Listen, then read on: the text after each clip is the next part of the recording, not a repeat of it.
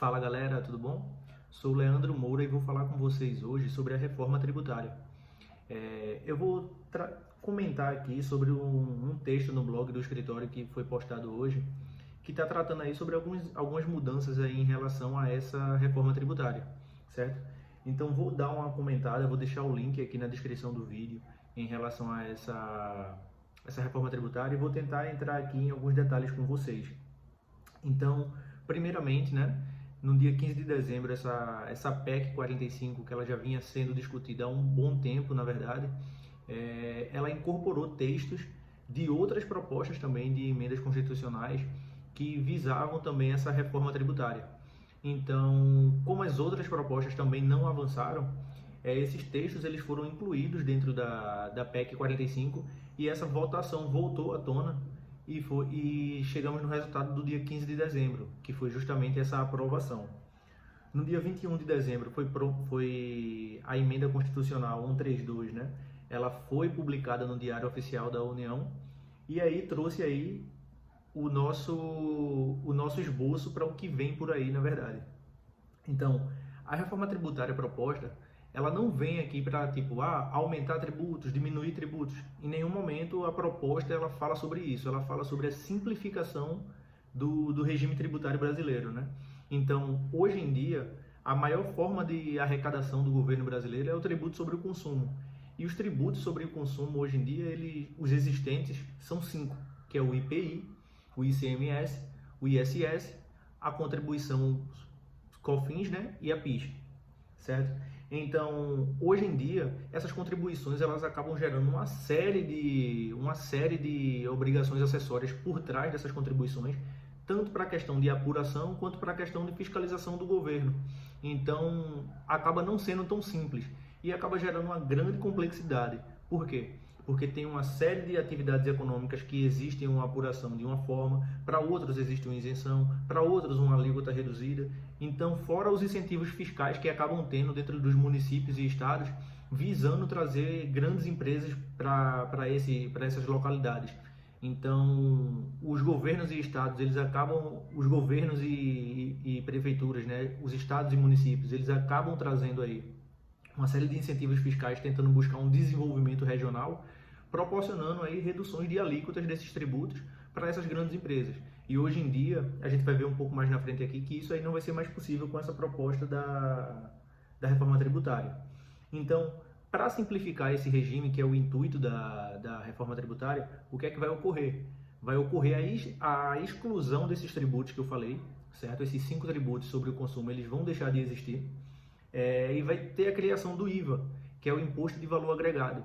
Então, o IVA, ele é um imposto que ele tem um regime não cumulativo, né? Que ele vai ali tentando não ter cobrança em cima de cobrança. Então, o que é que vai acontecer com o IVA? Os valores pagos nas etapas anteriores vão gerar créditos para as próximas etapas. Então, ele vai ser um regime não cumulativo. Assim como funciona hoje em dia, basicamente, com o lucro real. Então, o IVA ele vai ser dividido entre CBS e IBS. Então, vai ser a contribuição sobre bens e serviços e o imposto sobre bens e serviços. Então, a CBS vai ser de competência da União, né? E o IBS vai ser de competência dos estados e municípios. Então, além do IBS e da CBS, vai ter o IS, que é o Imposto Seletivo, que vai ser um imposto aí que ele acaba tendo uma função extrafiscal, né? Uma função mais reguladora ali, para tentar dar uma segurada no consumo de alguns produtos que podem trazer mal à saúde humana, exploração de algumas outras situações aí que o governo tenta dar uma regulada. Então, esse IS ele vai ter essa função extrafiscal também, além de uma função arrecadatória, porque sempre acaba tendo essa função. Então, muito provável aí, né, que esse IS, que está sendo até conhecido como o imposto do pecado, porque provavelmente bebida alcoólica, cigarro e tal, todas essas questões, ele vai ter o IS vai incidir sobre esses produtos. Então, que é justamente para tentar regular esse consumo. Vão existir também, além dessas criações desses tributos, algumas alterações aí na questão do IPTU, do IPVA e do ITCMD. Então, o IPTU, ele aí vai ter uma questão dos critérios para alteração da base de cálculo do IPTU. Quem vai determinar isso? Que é um imposto de competência municipal, mas quem vai determinar os critérios para a alteração das bases de cálculos são as prefeituras. Então, através de leis municipais, eles vão lá detalhar o que é que vai gerar ali aquela base de cálculo para o tributo. O IPVA, o que é que vai acontecer com o IPVA? Hoje em dia, por exemplo, o taxista ele já tem os valores diferentes aí para a cobrança do IPVA. Portadores de deficiência também acabam tendo aí alguns descontos aí nas alíquotas, né? Então, o IPVA hoje, além de considerar a função do veículo, né, e os valores do veículo, ele também vai considerar o impacto ambiental que esse veículo causa no meio ambiente. Então, quanto mais impacto ele causar no meio ambiente, mais caro vai ser a alíquota desse IPVA. E além de tudo, o IPVA também vai incidir sobre veículos aquáticos, né, veículos e aéreos, certo? Então vão ter algumas exceções aí para essa questão dos aviões, jatinhos e embarcações. Tem toda a questão de, para que é usado, se é um avião utilizado na agricultura, se é embarcação de passageiros. Então uma série de coisas aí para verificar algumas exceções do IPVA aí. E o ITCMD, que também o que é que acontecia com o ITCMD? O ITCMD é um imposto, né, que ou ele é pago quando há algum tipo de doação, ou então quando há alguma herança, né? Então, geralmente, se escolhia um estado, já que é um imposto de competência estadual, se escolhia um estado onde tinha alíquotas mais baixas para realizar aquele inventário ali e pagar alíquotas mais baixas. Hoje em dia, isso não vai ser mais possível. O que é que vai acontecer é o seguinte: se a pessoa que morreu e está deixando uma herança, ou então a pessoa que está doando algo, o domicílio fiscal dessa pessoa é que vai ser o município, o estado onde vai ser a cobrança do ITCMD, que é justamente para tentar inibir aí essas buscas por alíquotas mais baixas, né? E aí a gente vem para a questão do fim dos incentivos fiscais.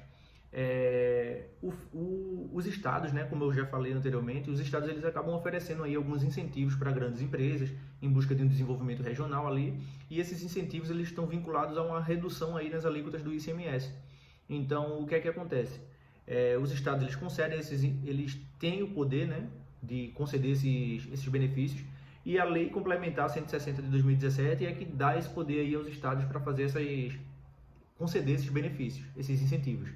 Mas o que é que acontece? Essa lei 160 também, ela previa, a partir de 2029, uma redução gradativa de 20% dos valores aí desse incentivo fiscal que foi concedido para essas empresas. Com a reforma tributária, o que é que ocorreu? Os estados eles não vão ter mais competência, nem os estados nem os municípios, eles não vão ter competência para conceder esses benefícios, né, a fim de acabar aí com a questão de guerra fiscal e tudo mais. E ele prevê uma redução, ao invés de 20%, uma redução de 10% gradativamente, né, de 2029 até 2032. Mas esses benefícios, que eles já são existentes hoje, eles vão ter validade até 31 de dezembro de 2022. Então, a partir de 2023, não vai mais existir esses incentivos fiscais, certo? Então, hoje em dia, o que é que a gente está acontecendo também com a questão das alíquotas? A gente não sabe muito bem qual vai ser a alíquota padrão que vai ser escolhida aí para esses tributos que vão ser criados, né? A CBS, IS e o IBS. Então, a lei complementar, vão ter leis complementares aí que vão chegar para vincular uma série de coisas, né? Tipo a questão de alíquotas, forma de cálculo, forma de apuração, forma de pagamento, um monte de coisa que tem por vir ainda, e a gente precisa dessas leis complementares aí para ter a certeza do que é que vai ocorrer. Mas algumas questões aqui a gente já tem em relação a reduções dessas alíquotas que vão ser propostas. Então, algumas atividades econômicas elas vão ter algumas reduções nas alíquotas, né? Então, por exemplo, contadores, advogados, profissões intelectuais que são regulamentadas por conselho de classe, essa alíquota padrão que for definida na lei complementar, esse tipo de atividade que for regido por um conselho de classe, ele vai ter aí uma redução de 30% na alíquota.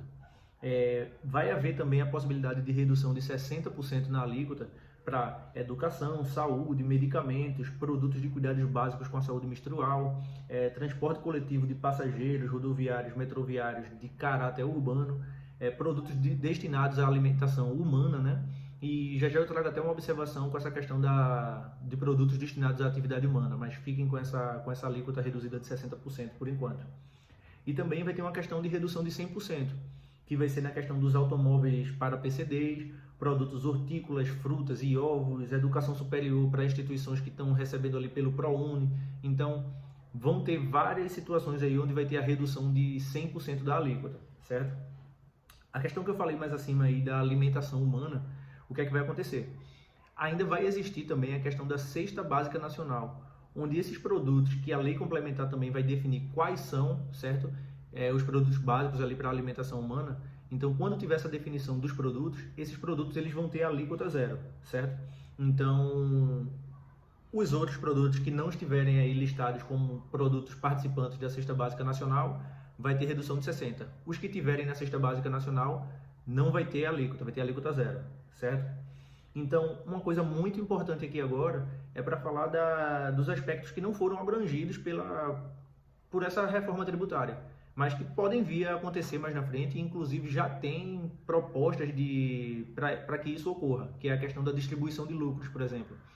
Hoje em dia, no Brasil, distribuições de lucro para os sócios das empresas, elas são isentas de imposto de renda, mas já há discussões para que ocorra a tributação disso. Então, a maioria dos países aí da OCDE, todos já tributam lucros, né? Países desenvolvidos também, em sua totalidade, tributam lucros. Então, se o Brasil ele visa aí entrar tanto na OCDE como ser cada vez mais um país desenvolvido, a probabilidade é que isso ocorra também aqui, essa questão da tributação. Então, outra coisa também, tributos sobre lucro, também não há nenhuma mudança sobre isso. Então, basicamente, quando a gente fala de tributos sobre o consumo aqui, quando a gente começa a olhar, são basicamente os tributos sobre o faturamento, né? Que é o PIS, COFINS, ISS e tal. Então, imposto de renda pessoa jurídica e contribuição social sobre lucro líquido não vão ter nenhum tipo de alterações agora, nesse período. Pelo menos não nesse momento, com essa reforma aqui, com essa PEC aqui que foi aprovada. O texto não fala disso, certo? Então, outra coisa importante para a gente ter aqui é a questão das fases de transição, né? Essa reforma, esses próximos anos agora, 2024 e 2025, vai ser mais por uma questão de preparo, vai ter as publicações de lei complementar, então vai ter toda uma elaboração que vai demandar um tempo. Então, esse período agora de 2024 e 2025 vai ser mais uma questão de preparação, entendimento das alíquotas, entendimento de como calcula, tudo mais, formação de comitê gestor, assim como o Simples Nacional vai ter um comitê gestor, tanto da IBS quanto da CBS.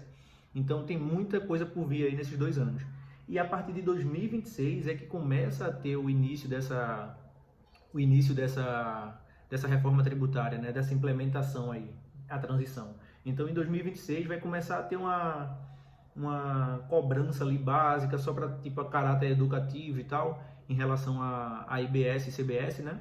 E aí, esses valores, inclusive, que forem pagos de forma educativa, ele vai poder ser abatido aí com PIS, COFINS e tal. E em 2027 já vai haver a extinção da PIS e da COFINS, certo? E aí já haverá essa extinção em 2027. Quando for de 2029 até 2032, vai ser uma transição um pouco mais robusta, certo? Que aí essa transição ela vai culminar em 2033 a exclusão, extinção total do ICMS e do ISS. Então 2033 é o ano que de fato vai deixar de existir tudo que a gente conhece hoje como tributo de consumo. Então vai ter essa mudança, vai haver essa mudança.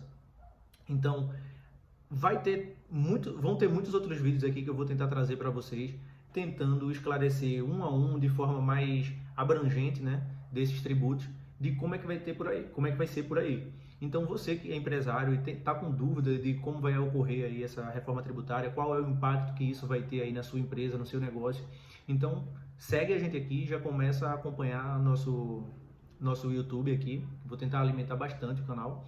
E também tem o nosso Instagram, vou deixar aqui na descrição do vídeo, para que você comece a acompanhar também, tanto o nosso blog quanto o nosso Instagram, o meu Instagram também, que eu sempre estou trazendo alguma coisa lá de conteúdo.